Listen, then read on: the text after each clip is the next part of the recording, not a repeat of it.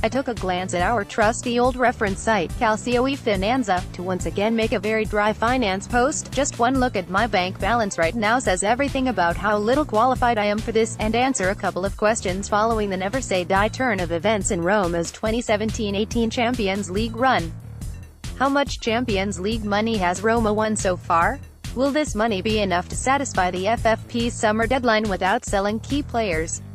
The short answer to the first question is that Roma's current Champions League revenue stands at €93.8 million for the 2017-18 season so far. That number springs from €38.2 million in prize money, €42.8 million in TV market pool money, €12.8 million in gate receipts. If you want to skip the convoluted way of breaking down the prize and TV money to just look at the Calcio Finanza table, it's here. Competition money won so far €38.2 million, since the most prize money any one single team in this season's Champions League can collect for winning the whole thing is €57.2 million. Roma has collected 67% of the prize money available to them so far. Reaching the final would gain the club a guaranteed minimum of €11 million on top of this figure just for participating in Kiev 2018.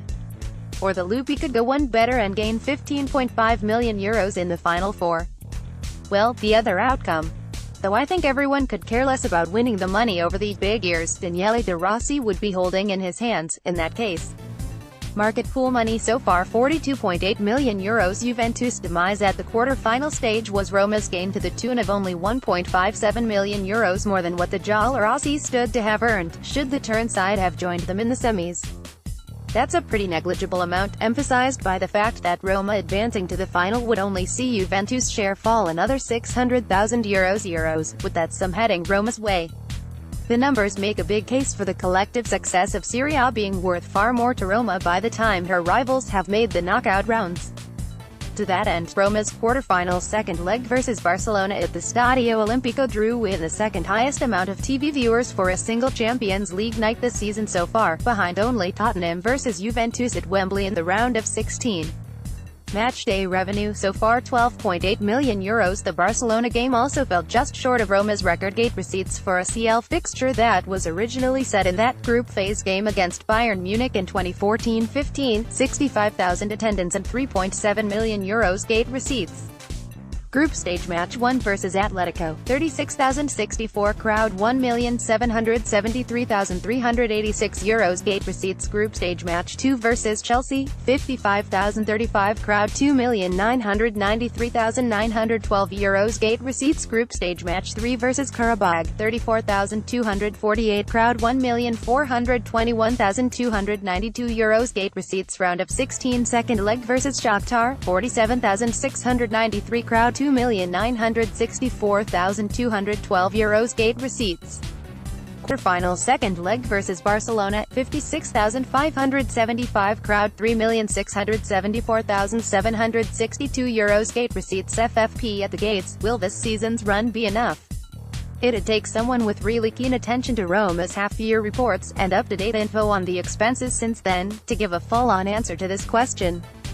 Certainly, James Pulata picking this week to remind the mayor's office in Rome how much the club is spending to secure building permission for the new stadium seems like enough of a cautionary note. Nobody knows that one of the issues with when you're trying to buy players in transfer markets is the other stuff we're going through. We've spent well over €60 million, it might be €65 minus 70 meters, going through the process, the drawings, the delays, everything. You just can't keep spending money like that when you're not getting the returns that you need in time, so we need that stadium. Roma's main objective looks like being able to sell players on her own terms by the end of her FFP settlement agreement, which provisionally ends this June 2018.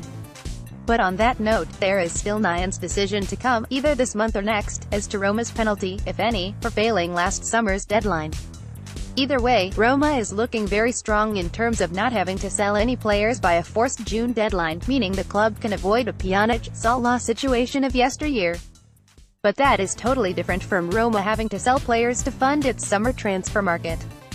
Despite Di Francesco recently bringing out very good, too heroic performances from players like Juan Jesus, Bruno Perez and whichever marginal squad player you want to think of.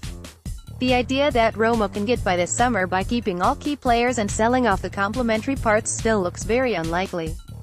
Mancha claimed, when asked before the second leg against Shakhtar, that Roma's summer budget was built independent of how well Roma continued to do in the Champions League.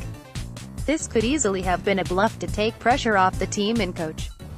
Equally, it could be valid given that both matchday operating costs and player bonuses mean expenses go up, the deeper Roma runs into the Champions League latter stages.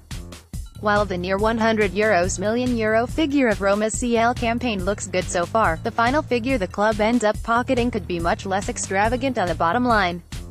There will likely be at least one sale of a key player, if not more, to fund the any buys in the transfer market this summer. And that, coupled with any further Champions League success with this current team would earn, makes a goodbye to a key player in this squad, for some fans, only more difficult to swallow.